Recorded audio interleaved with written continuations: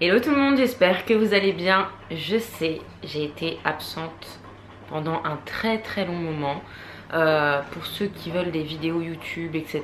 En fait, moi j'étais beaucoup plus sur Instagram en train de poster des photos presque tous les jours pendant au moins 2-3 mois. Donc n'hésitez pas à me suivre sur les réseaux sociaux si vous voulez des nouvelles de moi et de ma grossesse. Donc j'ai décidé de revenir un petit peu sur YouTube, même si moi c'est Instagram à fond et photos à fond, je préfère que faire des vidéos pour le moment parce que ça prend énormément de temps. Que Instagram, je peux vous donner des choses instantanées et puis je préfère largement être présente sur Instagram. Mais je n'ai pas disparu de la circulation, je suis surtout sur Instagram et pas du tout sur YouTube en ce moment. Voilà, donc en plus même moi je ne regarde même plus trop de vidéos sur YouTube, donc c'est un petit peu compliqué pour moi d'aller sur YouTube, de filmer, etc. Alors que en ce moment je préfère largement faire des photos et m'éclater au niveau des photos. Voilà, c'est pour ça que je suis absente. J'avais pas forcément envie de faire des montages, même si j'adore ça, c'est clairement ma passion, les montages, etc. Mais je me suis trouvé aussi l'autre passion que j'aime déjà depuis 6 ans, de la retouche photo, de la création de contenu, etc. Donc n'hésitez pas à me suivre sur les réseaux sociaux, c'est @virginiakln. Donc voilà, aujourd'hui je reviens pour vous parler de mon premier trimestre parce que je pense qu'il y en a certaines que ça pourrait intéresser. Je sais qu'il y a énormément de femmes qui font des vidéos là-dessus. Moi j'avais envie de la faire parce que pour aider certaines femmes ou pour donner mon expérience. On est toutes différentes, donc j'avais trop hâte de faire cette vidéo. Donc là je suis dans mon deuxième trimestre, il me reste un mois et je suis dans le troisième. Donc je peux bien vous parler de mon premier trimestre, j'ai tout noté. J'ai noté ce que voilà, j'avais en tête. Et si vous avez d'autres questions sur le premier trimestre, etc. n'hésitez pas à venir sur Instagram ou à venir en commentaire. Mais je préfère que vous veniez sur Instagram parce que je réponds toujours tout de suite à mes messages privés. Et que les commentaires YouTube, j'ai du mal à les voir ou j'ai du mal à y répondre. À chaque fois que je reçois un commentaire, etc., je ne le vois plus ou alors un truc comme ça. Donc ça m'énerve et c'est pas du tout instantané. Donc n'hésitez pas à me poser des questions en live sur Instagram parce que c'est clairement en live puisque j'y suis toujours connectée. Voilà, donc c'est parti pour parler du premier trimestre.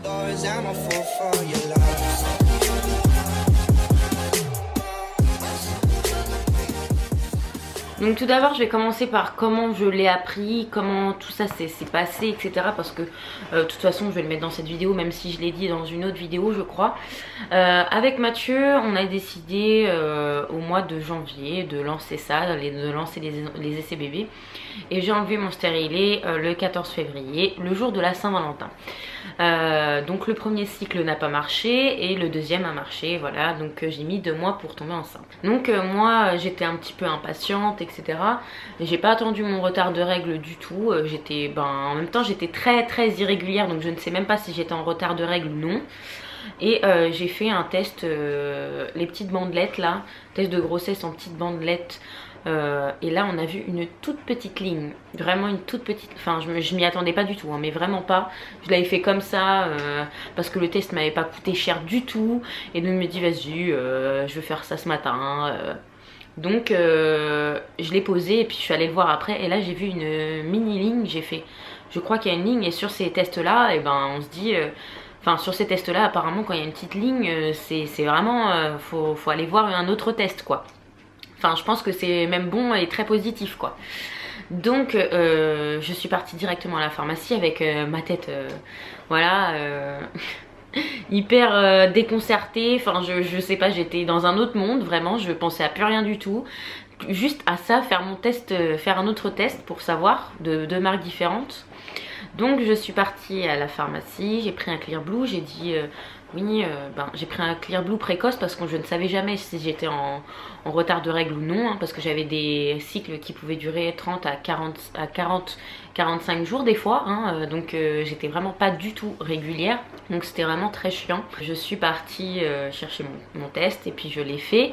J'ai eu peur parce que je me suis dit, le fait qu'il soit positif lui aussi, parce que ça arrive qu'il y ait des faux positifs. avec les petites bandelettes aussi, hein. Je crois que ça existe, en tout cas pas pour moi. Et donc quand je l'ai fait, je l'ai retourné, je suis partie dans le salon, je parlais avec ma copine Victoire et je lui dis j'ai trop peur d'aller voir. Elle me dit mais si, vas-y vas-y. Alors j'y vais, je le retourne et là je vois la barre comme quoi j'étais bien enceinte. Je suis partie directement au labo pour faire la prise de sang parce que moi c'était hors de question que je reste juste avec des petits tests de grossesse et ne pas savoir avec une prise de sang et de l'annoncer à Mathieu. Donc je préférais largement faire ma prise de sang même si c'était vraiment... Et donc ça s'est avéré positif dans l'après-midi. Donc j'ai pu aller chercher des petits trucs pour l'annoncer à Mathieu le soir. Voilà pour on va dire comment j'ai appris ma grossesse, etc. Donc c'était magique, j'aimerais trop le revivre maintenant, mais je suis très contente d'être à mon stade aussi. Donc mes symptômes ils sont pas arrivés du tout de suite. Pour l'instant, enfin au début j'avais pas faim, pas forcément faim. J'avais pas de nausées, j'étais assez fatiguée, je restais beaucoup sur le canapé à rien faire. Enfin, j'étais sur les réseaux sociaux et en train de travailler sur mon ordinateur, mais j'arrivais à rien faire, j'arrivais pas à me lever pour aller me faire à manger, j'arrivais pas à me lever pour faire une lessive, j'arrivais pas à me lever. Enfin, en fait c'était une flemme d'un coup comme ça, fois 1000. Non mais vraiment c'était fois 1000, une flemme interconsciente, je sais pas quoi là, enfin c'était un truc de malade. Et pendant 2-3 mois j'étais comme ça, clairement fatigue à fond. Et après il y a d'autres symptômes qui sont bien sûr arrivés. J'ai eu la nausée vers 6, 7, 8 SA on va dire. C'est resté 3-4 semaines, j'étais pas très bien, j'étais vaseuse, j'ai vomi 2 fois, mais parce que après avoir mangé un peu beaucoup au restaurant ou quoi, c'était pas passé du tout. Donc j'ai vomi quoi, tout simplement. Et après ça allait mieux, j'avais plus trop la nausée, mais c'était quand même compliqué. Je me sentais vaseuse, comme un lendemain de soirée tout le temps. H24. Et c'était moi qui bois un petit peu en soirée, etc. Enfin plus maintenant hein, bien sûr, hein. On va pas déconner, mais moi qui buvais un peu, qui sortais beaucoup, pas tous les samedis hein, mais au moins 2 samedis par mois. Enfin on est très fêtard avec Mathieu, donc quand je sortais je savais très bien ce que c'était être vaseuse d'un lendemain de soirée. Et ben là c'est exactement la même chose. Enfin et c'est pas très agréable du tout d'être comme ça pendant 2-3 mois hein, j'ai envie de vous dire. Donc forcément un lendemain de soirée qui dit McDo, gras pour te sentir mieux, etc. Quand t'es vaseuse t'as envie de gras, t'as pas envie forcément de légumes ou quoi. Donc j'avais envie de beaucoup de gras, de choses grasses, pas des choses sèches ou secs. Enfin je ne sais pas, c'était complètement bizarre comme envie. Au niveau de ma poitrine elle a explosé, mais quand je vous dis elle a explosé, enfin pas au niveau de vergeture mais genre je faisais du B ou du C, là je suis au F je crois, un truc comme ça. C'est un truc de barjo. J'ai jamais vu une aussi grosse poitrine sur moi de ma vie, même quand j'avais grossi, etc. Parce que j'ai une grosse poitrine, j'ai toujours eu une poitrine assez imposante, mais là moi c'est quelque chose que je n'aime pas du tout. Et je sens que ça grossit et ça grossit et ça grossit au fil de la grossesse. Et j'espère bien que ça va vraiment redescendre après, parce que c'est vraiment trop gros. Et même avant je pensais à une réduction de ma mère. Donc imaginez maintenant avec 2 gros melons devant hein. Donc c'est pas quelque chose que j'apprécie énormément, d'avoir des seins énormes. Mais bon c'est un des symptômes. Mais par contre je n'avais aucune douleur. Je n'ai jamais eu aucune douleur au sein. Peut-être un petit peu, c'était très sensible au niveau des tétons, si j'avais pas forcément de soutien-gorge le soir quand j'allais m'endormir, et qu'il y avait le tissu qui frottait dessus. Là par contre j'avais l'impression que le tissu c'était de la laine de verre, je sais pas, un truc qui pour gratter, pour enlever la première couche du bois, etc. J'avais l'impression que c'était horrible quoi, c'était juste ça, mais j'avais pas très mal au sein quoi, c'était juste très sensible. Donc j'ai dû acheter forcément des soutiens-gorge beaucoup plus grands, et je n'en trouvais pas. J'ai essayé d'en trouver dans le rayon grossesse, mais très rapidement hein. Ça a été 1 ou 2 mois après que j'ai su que j'étais enceinte hein. Ils ont grossi d'un coup, et j'avais pris du D je crois, et c'est devenu trop petit 2-3 semaines après. Donc j'étais assez dégoûtée. Donc voilà, faut que je prenne des brassières maintenant, là je pense, parce que c'est toujours en train de grossir. J'ai l'impression que de prendre des trucs à chaque fois, c'est un peu chiant. Sinon mes cheveux, ben au niveau des cheveux, j'ai eu les cheveux qui poussent énormément. Je sais pas si vous l'avez remarqué, mais je crois qu'au mois d'avril, quand j'ai su que j'étais enceinte, j'étais là. Donc au niveau des cheveux, ben j'ai des assez beaux cheveux, on va dire. Ils sont un petit peu secs au bout, rien à voir avec avant où ils étaient bien carrés comme ça, etc. Mais sinon ils sont un petit peu secs, mais ça va. Ma peau, c'est une catastrophe. J'ai eu plein de boutons, mais plein, et j'en ai toujours là. C'est des masses de boutons qui arrivent comme ça. J'en ai depuis le premier trimestre et j'en ai toujours au deuxième. Ça c'est chiant, je pense que ça partira après quand j'aurai accouché. Au niveau de mon ventre, il a grossi très rapidement. De toute façon, j'avais pris... je faisais 55 kg, enfin je faisais 57, 58. J'ai pris énormément jusqu'à 69. Avant de tomber enceinte. Donc j'avais mes jeans déjà qui me serraient un petit peu, mes pulls qui me serraient un petit peu, etc. Donc forcément, là tu reprends un petit peu parce que j'ai pris 4 kilos le premier trimestre. Moi j'ai pris un peu de ventre tout de suite en fait. Directement j'ai eu du ventre en bas tout de suite. Donc forcément je ne rentrais plus du tout directement dans mes jeans. Au niveau du ventre, au niveau des cuisses et tout, il n'y avait pas de problème, mais au niveau du ventre non. Et je ne voulais pas essayer les élastiques, etc. Je voulais être vraiment à l'aise au niveau du ventre. D'un coup fallait que je sois bien. Donc je n'étais pas du tout à l'aise avec mes jeans normaux parce que de toute façon ils me serraient déjà avant la grossesse. Donc voilà, j'ai dû acheter très vite des vêtements de grossesse pour moi ou pour être à l'aise, des robes, alors que normalement je suis anti-robe, anti-jupe. Là je fais que ça, de mettre ça. Les jeans c'est beaucoup moins mon fort, mais après au premier trimestre j'étais vachement jean, etc. Au début j'ai eu pas forcément faim, mais je mangeais en fait parce que j'avais l'impression que si je mangeais pas j'allais avoir la nausée à fond. Je voulais pas que mon ventre soit vide parce que je sentais que quand c'était vide ça allait encore moins. Donc je mangeais en fractionné en fait. Je mangeais des petites choses à chaque fois mais en fractionné. Voilà. Mais je mangeais pas forcément équilibré non plus. Ça je le cache pas, hein, je mange normalement, enfin avec mes envies quoi. Moi je suis une personne qui a toujours fait attention à mon alimentation, enfin au bout d'un moment, du sport, etc. Donc là j'ai envie de voir ce que mon corps a envie et je fais ce que mon corps a envie, tout simplement. On n'a que 9 mois de grossesse dans la vie et enfin, non pas forcément, mais on n'est pas enceinte toute notre vie, donc forcément je me dis après il faudra toujours que je fasse attention. Donc c'est à ce moment là que je me dis bon je vais quand même manger un petit peu plus gras, etc. Et donc oui j'ai pris du poids, mais bon on verra après, hein, j'ai envie de vous dire.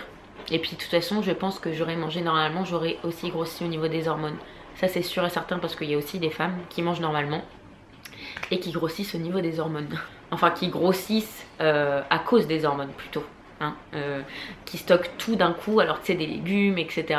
Il y a un petit bout d'huile, elles vont le stocker et voilà, c'est comme ça, hein. Il y a des femmes qui sont comme ça et qui prennent beaucoup, et il y a des femmes qui sont un petit peu plus de forme et qui prennent pas beaucoup. Voilà. Après moi j'ai toujours jamais eu de chance avec mon corps, de toute façon je n'ai jamais eu de chance. Donc forcément pendant la grossesse je ne vais pas avoir de chance en disant que je vais prendre que 7 ou 10 kilos, hein, et puis que tout va partir à l'accouchement. Non, bien évidemment.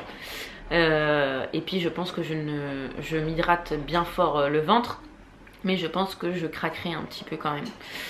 Mais bon, c'est la vie, hein. Ensuite au niveau de l'hydratation, vu que j'en parle, j'ai commencé tout de suite dès que j'ai su que j'étais enceinte de m'hydrater avec de l'huile, l'huile des Lily, l'huile de chez Eve Rose qui est juste là d'ailleurs.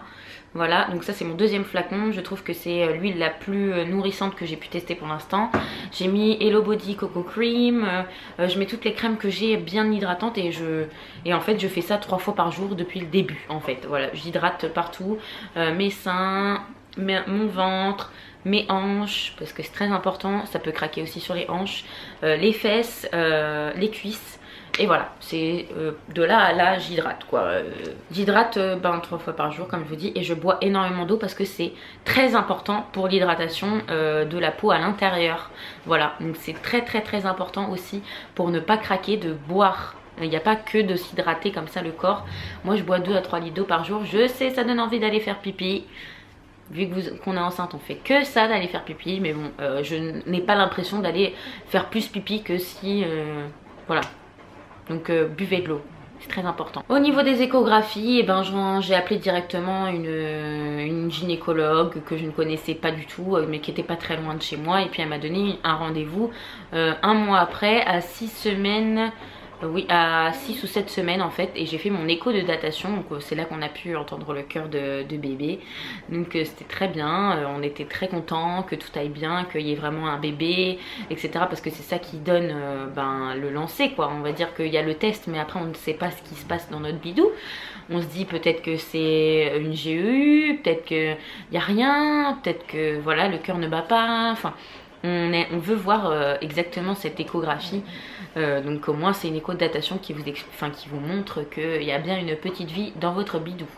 Voilà, donc c'était une échographie super avec beaucoup de questions de la gynécologue, etc.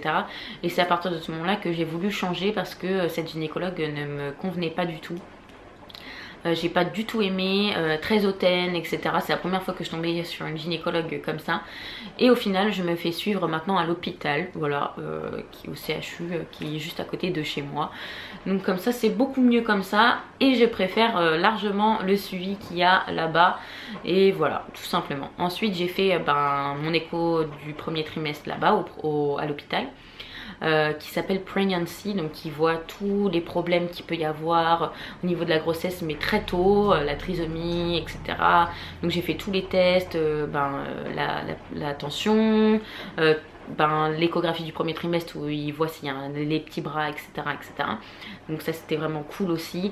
Là on le voit vraiment, on le voit bouger à l'intérieur du ventre, etc. Mais nous on le sent pas parce que moi je l'ai fait vers 13 semaines je crois. Là je suis à 25 semaines plus 3, donc il faut que je me remémore aussi les choses, mais j'ai envie de faire des vidéos aussi comme ça pour me remémorer à chaque fois. C'est plus simple. Et donc j'ai fait cette écho là et j'étais très contente, et c'est là qu'on a appris le sexe. Et j'ai aussi fait une écho de plaisir, écho plaisir, pour savoir vraiment le sexe à 100%, à 16 semaines sur Paris. C'était chez Échographilm sur les Champs-Élysées, donc c'est vraiment classe et tout. Le bureau est énorme, vous pouvez venir en famille, ça dépend ce que vous avez pris comme option. Moi j'avais pris juste savoir le sexe, j'ai pas eu de photo ni rien, et ça m'avait coûté 60 € je crois. Donc voilà pour le premier trimestre qui s'est bien passé au niveau des symptômes et tout. J'aurais pu avoir pire, clairement. J'ai pas non plus un mauvais souvenir de mon premier trimestre où j'étais vraiment très très mal, que j'en pouvais plus avec mes nausées, etc. J'ai quand même été très fatiguée, très vaseuse. J'ai eu des nausées, mais pas des nausées de fou malade quoi. Je pense que j'ai terminé sur le premier trimestre. Si vous avez des questions, n'hésitez pas à venir sur Instagram ou en commentaire. Ça me fera un plaisir de vous répondre. Voilà. Donc je vous fais plein de gros bisous et je vous dis à très bientôt dans une prochaine vidéo. Gros bisous bisous.